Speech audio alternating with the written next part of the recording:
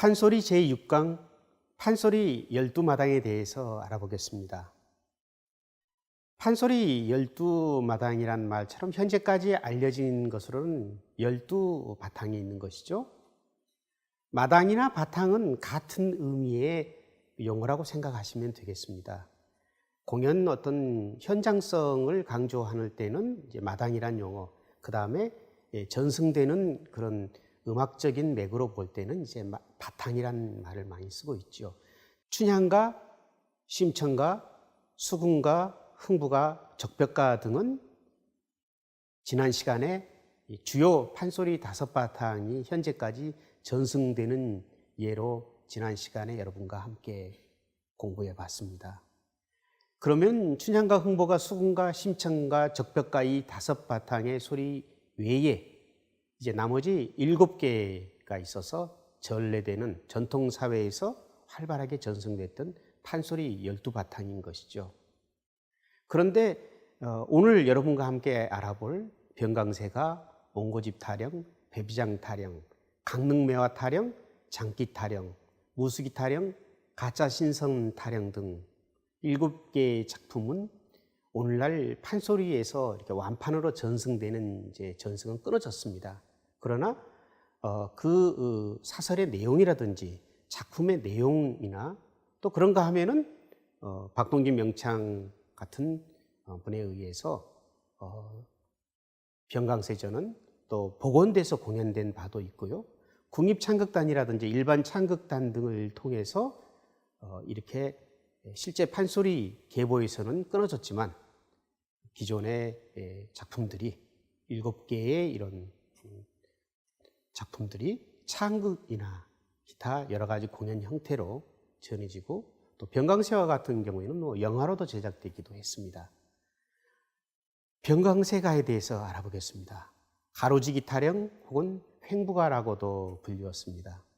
천하의입쟁이인 강세와 성욕이 왕성한 옥녀라는 인물을 등장시켜서 조선 후기 서민과 천민들의 삶의 여러 모습들을 흥미있게 보여주는 작품이 병강세가입니다. 춘향가, 심청가, 흥부가, 수궁가, 적벽가의 전승 5바탕과 함께 고창의 독립 신재호 선생이 정리한 판소리 사설집 6마당에 포함된 유일한 판소리 바탕이 되겠습니다.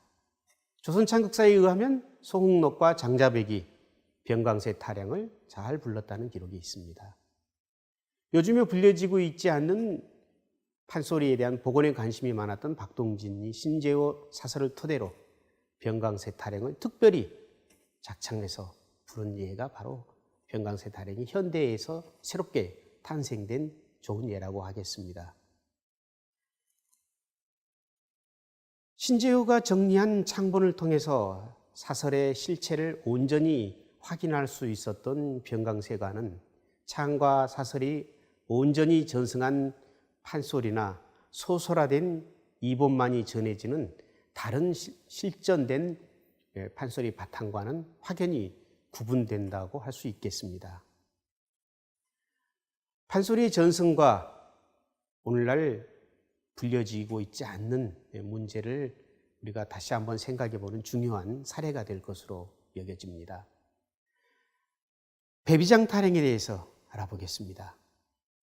배비장전이라고도 불리우는 이 작품은 여색에 빠지지 않겠다고 호언장담하던 배비장이 제주 목사의 명을 받은 기생 애랑과 방자의 계교에 속아서 망신을 당한다는 내용이지요. 요즘에 완판 소리로는 불려지고 있지 않지만 이 작품이 가지고 있는 해학적이고 재미있는 극의 줄거리 때문에 자주 창극으로 공연되는 바가 있습니다. 배비장 타령의 주제는 지배계층의 허위의식 혹은 위선적인 형태에 대한 비판의식이 자리 잡고 있고요. 배비장이라는 인물을 통해서 공허하고 위선적인 육아윤리 혹은 호색성을 풍자하고 있기도 합니다. 행실의 발음을 뽐내던 배비장의 비속성이 드러나고 있고 형식에 치우쳐 공허한 유교적 도덕관념을 나름대로 통렬하게 비판하고 있는 모습이 특이합니다. 애랑과 방자라는 피지배계층에 의해서 이 이야기의 흐름이 주도되고 있는 것을 볼 수가 있는 것이죠.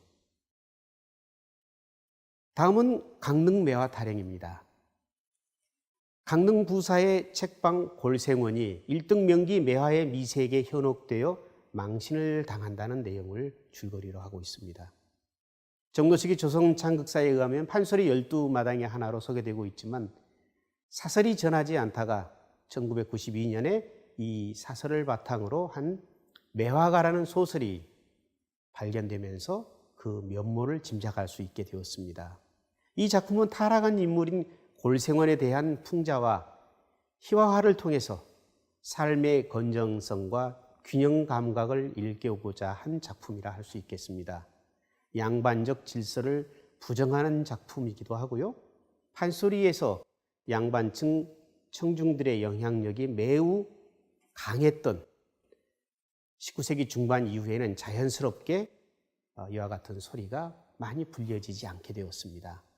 강릉매화 타령의 창자로 알려진 명창이 따로이 전해지는 바는 없습니다만 연희본으로는 이영규 소장의 매화가라, 김석배 소장의 골생원전이라는 두 종의 이런 작품이 보고된 바가 있습니다. 옹고집 타령에 대해서 알아보겠습니다. 도승이 볏집으로 가짜 옹고집을 만들어 인색하고 심술궂은 진짜 옹고집을 개과천선시킨다는 내용으로 되어져 있습니다. 소설 옹고집전의 내용과 일치할 것으로 생각이 되고 있습니다만 옹고집은 놀부와 같은 인물 유형으로 조선조 후기에 등장한 서민 부자층을 대변하고 있는 것처럼 보입니다. 조선 후기 심화된 계층 간의 갈등을 적절하게 반영되고 있는 것입니다. 옹고집 타령이 장기였던 창자, 옹고집 타령의 소리 대목을 던음으로 보유한 창자로 기록되는 이가 없는 것은 매우 아쉬운 일이라 하겠습니다. 따라서 판소리사에서의 옹고집 타령의 전승력이 매우 미미했음을 알 수 있겠습니다. 오늘날 실전된 판소리로는 널리 불려지지 못했지만 필사본 형태의 소설이 큰 인기를 얻었던 관계로 여타의 실전된 판소리 7바탕의 작품 가운데서 비교적 그 내용이 잘 알려져 있습니다. 장기 타령입니다. 까투리의 만류를 무시하고 콩을 먹으려던 장기가 그만 덫에 치여 죽고 홀로 남겨진 까투리가 개가를 시도한다는 내용이지요. 자치가라고도 불리웁니다. 소리는 오늘날 전승이 끊어졌지만 소설 장기전이 전하고 있어 그 내용을 짐작할 수 있겠습니다. 타인의 충고를 받아들여야 하고 분에 넘치는 욕심을 부려서는 안 된다는 교훈적인 내용이 중심을 이루고 있지요. 여성의 정조관념에 대한 풍자와 기층민중에 대한 참혹한 수탈의 양상을 아울러서 함축적으로 보여주고 있는 작품입니다.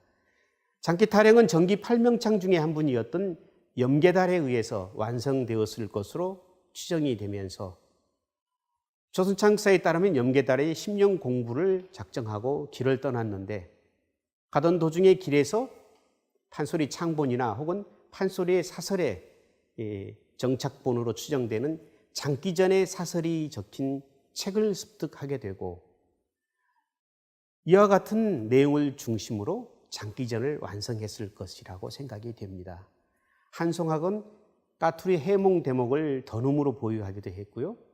현대 판소리 명창인 김연수와 박동진이 활자본 장기전의 사설을 바탕으로 작작한 작품을 남기기도 했습니다. 중고제의 세력이 약화돼도 장기 타령의 실전에 영향을 미쳤다고 볼 수 있지요. 장기 타령의 경우는 가사나 소설로 활발한 전승이 지속된 것을 보면은 작품은 내용적인 측면보다는 음악적인 측면에서 경쟁력을 잃었을 가능성이 크다고 생각되어집니다. 장기 타령을 소재로 판소리를 완성한 염계달은 중고제의 표준을 마련한 명창이고요. 조선창극사에서는 장기 타령의 까투리 해몽 대목을 던음으로 보유한 한송학을 중고제 명창으로 분류하고 있습니다. 따라서 중고제 명창들이 장기 타령을 잘 불렀을 것으로 보여지고 있습니다. 다음은 무수기 타령에 대해서 알아보겠습니다. 방탕한 생활을 일삼던 무수기가 기생 의양이 주도한 계략에 의해 개과천선한다는 내용이지요. 일명 왈자 타령이라고도 합니다. 조선 창극사에는 판소리 12마당 중에 하나로 무수기 타령을 소개하고 있습니다. 조선조 철종 때 명창인 김정근이 무수기 타령을 잘 불렀다는 기록도 있습니다. 19세기 후반 무렵까지는 창으로 연이되어졌음을 알 수가 있는 대목이지요. 무수기 타령의 창자로 알려진 명창은 현재로서는 김정근 명창이 유일하다 할 수 있겠습니다. 충남 강경 출신의 중고제 명창으로 김성호, 김정근, 김창룡 명창으로 이어지는 판소리 가계에 속합니다. 이제 가짜 신선 타령에 대해서 알아보겠습니다. 어리석은 사람이 신선이 되려 했으나 주위 사람들에게 속아 망신만 당하고 끝내 신선이 되지 못했다는 내용입니다. 가짜 신선 타령은 판소리 12마당 중에 유일하게 창과 사설이 모두 전하지 않는 안타까운 작품이 되었습니다.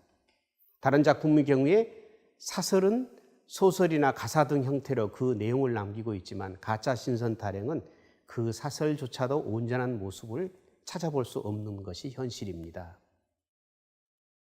자세한 내용은 알 수 없지만 송만제의 관우희에 광풍이란 미친놈이 신선이 되고자 금강산에 찾아가 노승에게 묻고는 천년된 바다 복숭아와 천일주를 먹고 무엇에 속았나 가짜 신선에게 속았지라는 가짜 신선 타령의 관극시가 전하고 있어서 이채롭습니다. 조선 창극사에는 가짜 신선 타령이 아닌 수경낭자전을 12마당에 하나로 넣고 있음 또한 특이합니다. 충분한 시간을 두고 전승되지 못한 만큼 사설조차 따로 남겨지지 않았던 것으로 보여집니다. 이제 마지막으로 수경낭자전에 대해서 알아보겠습니다. 백성군이 꿈에 본 선녀 수경과 사랑에 빠져 부부의 연을 맺게 되지만 이를 시기한 시녀의 모함으로 수경이 자살하게 되고 백성군이 선약을 가져와 수경을 다시 소생시켜 함께 승천한다는 내용입니다. 온갖 고난을 극복하고 끝끝내 사랑을 쟁취하는 아름다운 내용을 구조로 가지고 있습니다. 적강소설의 구조를 그대로 유지하고 있는 고전소설로 판소리로서의 전승은 끊겼지만 소설적 흥미 때문에 예전부터 많이 읽혀지고 그 내용이 많이 알려져 있어서 수경낭자전은 창극과 같은 작품에도 많이 활용된 바가 있습니다. 판소리 제6강 판소리 12바탕에 대해서 오늘 자세하게 알아봤습니다.